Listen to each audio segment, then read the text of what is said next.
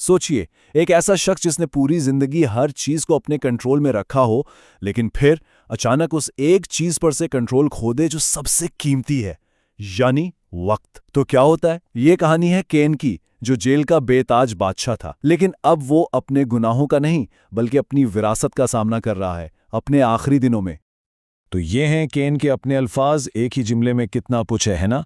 ताकत है, एक अजीब सा तजाद है, और शायद थोड़ा सा खुद को धोखा देना भी। और यही वो कश्मकश है जो उसकी पूरी कहानी का मरकज है। एक ऐसा आदमी जो रहता तो अंधेरों में है, मगर तलाश उसे रोशनी की है।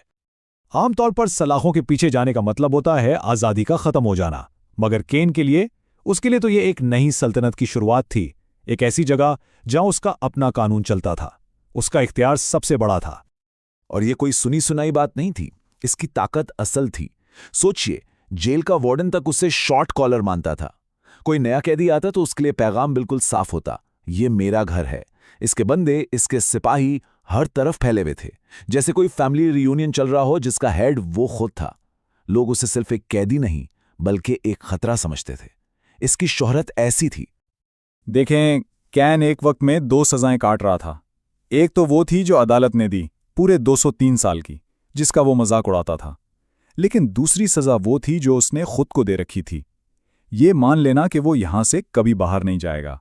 अब उसको इसकी हकीकत पसंदी कह लें या शायद हार मान लेने का एक तरीका। मगर जेल के इस बादशाहत के पीछे एक बहुत गहरी नाकामी भी छुपी हुई थी, एक बाप की नाकामी, और उसका सबूत उसका अपना बेटा था। और फिर किस्मत का खेल देखें, एक दिन कैन को सहन में एक जाना पहचाना चेहरा नजर आता है। उसका बेटा रुकी अब इसी जेल में एक कैदी बनकर आ चुका था। ये बाप बेटे की मुलाकात नहीं थी, ये तो 2 अलग दुनियाओं का टकराव था। और बेटे ने आते ही जो पहला इल्जाम लगाया वो सीधा दिल पर लगा। मेरी मां तेरी वजह से मरी है। यह सिर्फ एक इल्जाम नहीं था, ये एक फैसला था जो रिकी अपने बाप के खिलाफ सुना चुका था।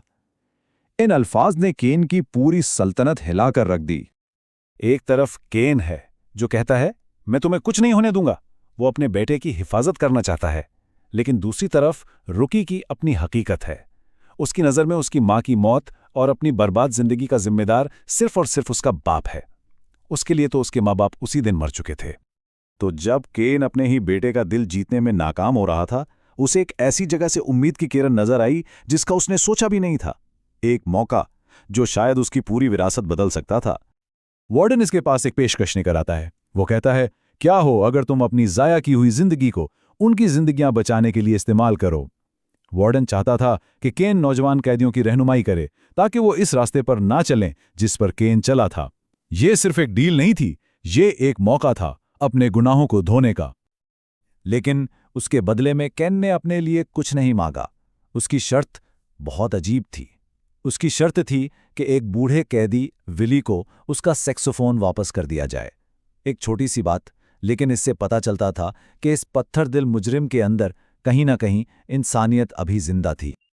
और अजीब बात देखें, जैसे ही केन की जिंदगी में बेहतरी का कोई रास्ता खुलने लगता है, उसका अपना जिस्म ही उसके खिलाफ ऐलान जंग कर देता है। अब वक्त की उल्टी गिनती शुरू हो चुकी थी। डॉक्टर उसे बताते हैं कि खबर अच्छी नहीं है, सर्जरी कामयाब नहीं हुई। कैंसर अभी भी उसके जिस्म में था और उसे पूरी तरह निकाला नहीं जा सका था। इसके पास जो वक्त बचा था वो था सिर्फ 6 महीने जिंदा रहने के लिए। एक शख्स जिसने 203 साल की सजा हंसकर कबूल कर ली थी, अब उसके पास सिर्फ 6 महीने थे। तो अब सवाल ये नहीं था कि वो जेल में कैसे रहेगा, सवाल ये था कि जब वो जाएगा तो अपने पीछे क्या छोड़कर जाएगा, एक कातिल की मिरास या कुछ और। केन अभी अपनी मौत से लड़ ही रहा था कि उसका माजी एक बार फिर उसके सामने आ खड़ा हुआ। एक पुरानी दोस्त ब्रेंडा उससे मिलने आई और वो अपने साथ एक ऐसी इल्तिजा लाई थी जो सब कुछ बदल देने वाली थी। उसने केन से दरखास्त की कि वो एक नौजवान कैदी का ख्याल रखे। उसका नाम था जेडी पार्कर। ये नाम सुनते ही केन के पांव तले जमीन निकल गई, क्योंकि जेडी पार्कर कोई आम कैदी नहीं था। नंबर 1, वो रिकी का सबसे बड़ा दुश्मन था जो उसके लिए खतरा बना हुआ था। नंबर 2, कैन पहले ही उसके कत्ल का हुक्म दे चुका था। और सबसे बड़ा झटका, नंबर 3, जेडी कैन का अपना बेटा था। वो बेटा जिसके होने की उसे खबर तक नहीं थी। अब कैन की जंग सिर्फ कैंसर से नहीं थी, उसकी जंग वक्त से थी, अपने ही किए हुए फैसलों से थी। उसे इस तशद्दुद के तूफान को रोकना था जो उसने खुद शुरू किया था, और अपने दोनों बेटों को बचाना था। जिंदगी में पहली बार कैन ने अपने बेटे रुकी के सामने अपनी कमजोरी का इतराफ किया। उसने कहा, मैं अपनी फैमिली के लिए एक कैंसर था, तो खुदा ने मुझे ही कैंसर दे दिया। ये वो लम्हा था जब बाप और बेटे के दरमियान नफरत की दीवार में पहली दरार पड़ी। इसके पास वक्त बहुत कम था और काम बहुत अहम। पहला कदम, जेडी को सच बताना कि तुम मेरे बेटे हो। दूसरा कदम, अपनी गलती मानना, ये तुम्हारी गलती नहीं है। और आखिरी कदम, खुदा से दुआ करना, मेरे गुनाहों की सजा मेरे बेटों को ना मिले। केन को महसूस हो रहा था कि एक तूफान आ रहा है। उसके दिमाग में जो ढोल बज रहे थे वो इस आखिरी खूनी जंग का ऐलान थे, एक ऐसी जंग जो उसके बच्चों की रूहों के लिए लड़ी जानी थी। तो आखिर में सवाल यही रह जाता है कि एक ऐसी जिंदगी जो गुनाहों से भरी हो, क्या उसमें कुर्बानी का एक आखिरी अमल उसके सारे गुनाह मिटा सकता है? क्या माफी मिलना इतना आसान है?